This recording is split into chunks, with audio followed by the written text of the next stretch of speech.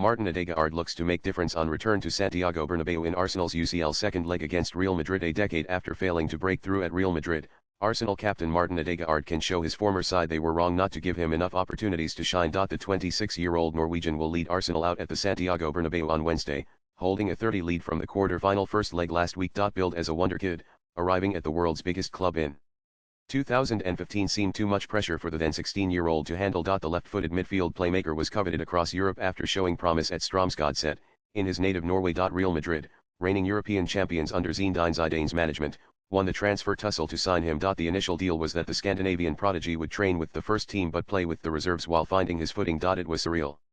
I wasn't old enough to drive, so my dad had to take me to training every day to play with Isco, Cristiano Ronaldo, Sergio Ramos, Luka Modric, Gareth Bale, and Karim Benzema, as if he were dropping me off at school, said Odegaard in 2023. It was near impossible for him to make his mark at the club with so many stars in his way, despite his clear potential. When he arrived, he was very young. There was no room for him in the team, said Real Madrid coach Carlo Ancelotti last week. Up front we had Ronaldo, Benzema, James Rodriguez, and he couldn't find the space to show his qualities. Odegaard has made his peace with what happened during his years with the record 15-time Champions League winners and current holders. I understand why it didn't work out today. I was just a kid, he said. I put too much pressure on myself and stopped playing with the spark that runs through my game. I worried more about not making mistakes, while my game has always been about making a difference, attempting the difficult pass. Odegaard had loan spells at Heerenveen and Vitesse Arnhem in the Netherlands, before finally blossoming at Real Sociedad, convincing Real Madrid to give him his chance in the 2021 season. However, once again the competition was fierce,